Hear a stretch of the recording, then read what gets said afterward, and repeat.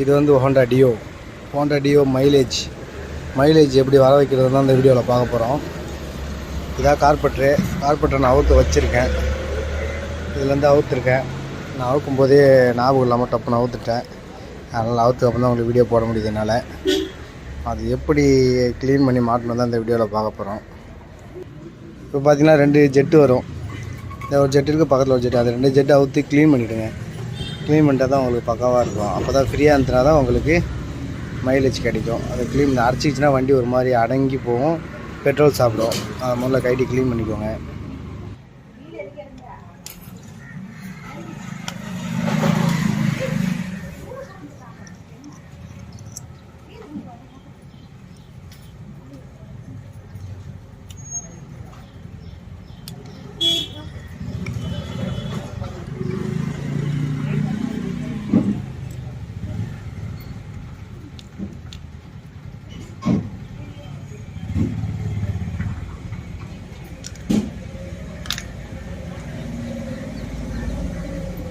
இதாக பார்த்தா நீடிலு எதுக்குன்னா பெட்ரோல் ஓவர்ஃபுல் ஆகக்கூடாது. நீடிலு 2 ஜெட்டு மைலேஜ் ஓசரம். மற்றபடி இல்லை, வேறு எதுவும் பெருசாக இருக்காது. இந்த சைடில் பார்த்தீங்கன்னா ஏர் ஸ்க்ரூ, ஏர் எவ்வளோ அளவுக்கு கார்பெட் உள்ள போகணுன்றது ஏர் ஸ்க்ரூ கொடுத்துருப்பாங்க. என்னென்னு பார்த்தீங்கன்னா ஸ்லோ ஸ்பீடு நம்ம வண்டி ரேஸ் ஆகும் குறைக்கணும்ல அடங்குறதுக்கு அதுக்கான ஸ்க்ரூ. அவ்வளோதான். அதையும் அவுத்து வெளியே க்ளீன் பண்ணி மாட்டிடலாம்.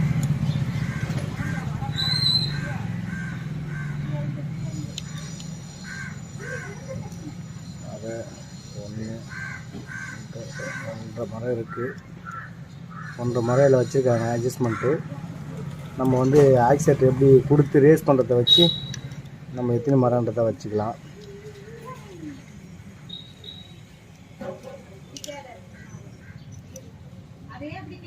இதை அப்படியே அவுத்து எடுத்துடுங்க. இது உள்ள ஸ்ப்ரிங் ஒன்று வரும், அதை கரெக்டாக பார்த்து எடுத்துக்கோங்க. அப்புறம் அவுக்கும் போது அந்த ஸ்ப்ரிங்கை மிஸ் பண்ணுறாதீங்க. கரெக்டாக அந்த ஸ்ப்ரிங்கையும் பார்த்து எடுத்துக்கோங்க.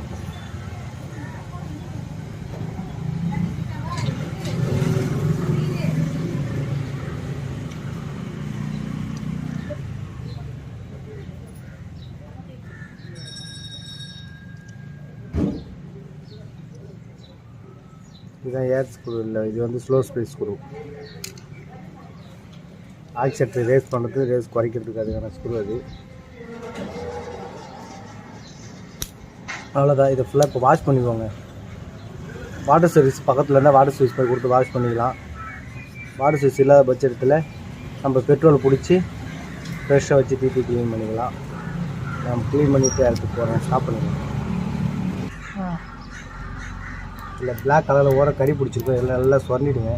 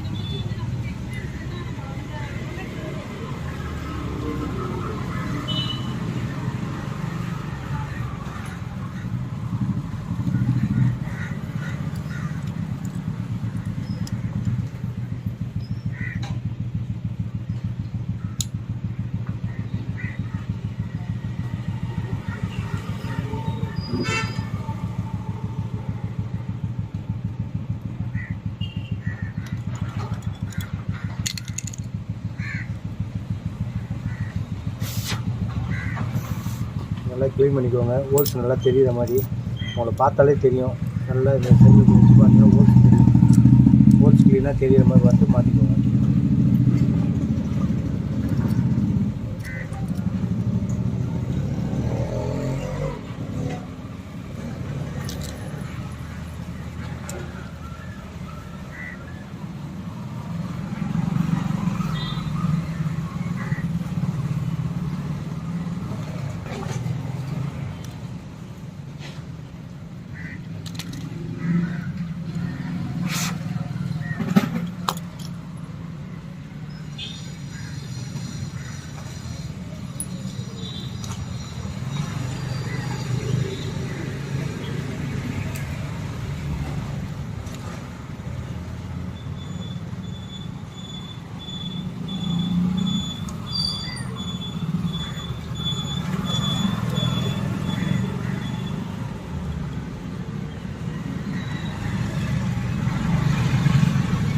மாட்டி வச்சு இது வேறு கப்பு போட்டுருங்க.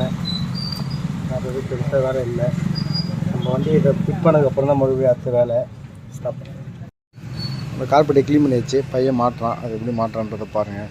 அதை மாட்டிட்டு அந்த ஏர் ஸ்க்ரூ மட்டும் கரெக்டாக அட்ஜஸ்ட் பண்ணுங்கள். நான் வச்ச மாதிரி ஏர் ஸ்க்ரூ எப்படி அட்ஜஸ்ட் பண்ணணும்னா, உங்களுக்கு வந்து ஆக்சிலேட்டர் இருக்குல்ல, ஆக்சிலேட்டரில் ஒரு நார்மல் ரேஸ் பண்ணிக்கோங்க. நார்மல் ரேஸ் பண்ணிவிட்டு அதுக்கப்புறம் ஃபுல்லாக அந்த அட்ஜஸ்ட்மெண்ட்டை வைங்க, லூஸ் பண்ணுங்கள். ஃபுல்லாக டைட் பண்ணிவிட்டு அப்படியே லவரவே லூஸ் பண்ணால் இப்போ உங்களோட ஆக்சிலேட்டரோட தன்மை அதே ஸ்டெப்பில் இருக்கா, இம்ப்ரூவ்மெண்ட் ஆகுதான்னு பாருங்கள். ஆட்டோமேட்டிக்காகவே ரேஸ் ஆகும். நீங்கள் அதை லூஸ் பண்ண அப்படி ரேஸ் ஆகும்போது என்ன ஆகும், அப்படியே ரேஸ் திரும்ப ரேஸ் ஆகிட்டே வரும். ஒரு ஸ்டெப்புக்கு மேலே போகும்போது ஆட்டோமேட்டிக்காக குறைய ஆரம்பிக்கும். அந்த குறையும் இல்லாமல் அந்த ஏறுறதும் குறையதும் அந்த சென்டருக்கு பார்த்தீங்கன்னா அந்த இடத்துல கரெக்டாக வைங்க. கரெக்டாக வச்சா உங்களுக்கு மைலேஜ் கரெக்டாக இருக்கும்.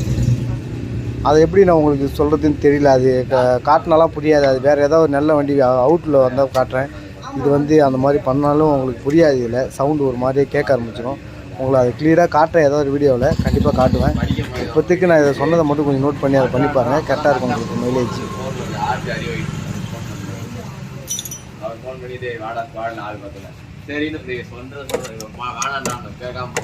உள்ள போன உடனே வேற எவனையும் வாங்கி 5 பேர் இருக்கிறாங்களா, 2 பேர் இருக்காங்க, வேற எவ்வளோ லாகின் பண்ணி வரையிட்டு இருக்காங்க. நேரத்தில் இருக்கு வெளில வந்துட்டான். திருப்பி வெளில வந்தவொடனே திருப்பி அவன் திருப்பி லாகின்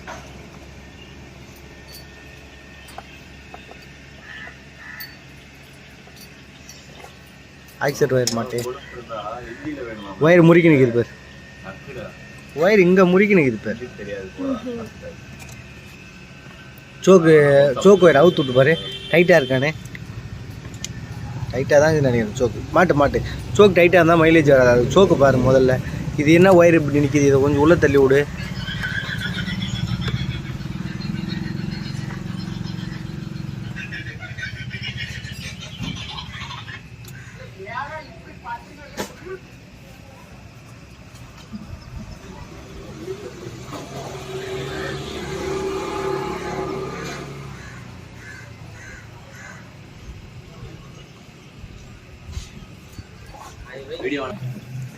அதை லூஸ் பண்ணி சோக்கு ஒயர் கரெக்டாக இருக்கா பாரு. இல்லைனா அதுனா ஆட்டோமேட்டிக்காக சோக்கில் இருக்கிறதால அவனுக்கு மைலேஜ் அடி வாங்கன்னு நினைக்கிறேன். பார்த்தீங்கன்னா கார்பெட்டர் மாட்டியாச்சு. இப்போ வண்டி ஸ்டார்ட் பண்ண வேண்டியது தான். ஸ்டார்ட் பண்ணால் உங்களுக்கு தெரிஞ்சிடும். இல்லை வண்டியில் பெட்ரோல் இல்லை, பெட்ரோல் வாங்கி போட்டு தான் ஸ்டார்ட் பண்ணணும். சப்போஸ் ஞாபகம் இருந்தேன்னா கண்டிப்பாக நான் அடுத்து அந்த வீடியோவில் காட்டுறேன். அப்படியே மறந்துடும்னு நினைக்கிறேன். பெட்ரோல் ஊற்றி ஸ்டார்ட் பண்ணி கஸ்டமர் வந்தால் கொடுத்துருவேன். ஓகே, இந்த வீடியோ பிடிச்சிருந்தா ஷேர் பண்ணுங்கள், லைக் பண்ணுங்கள், சப்ஸ்கிரைப் பண்ணுங்கள்.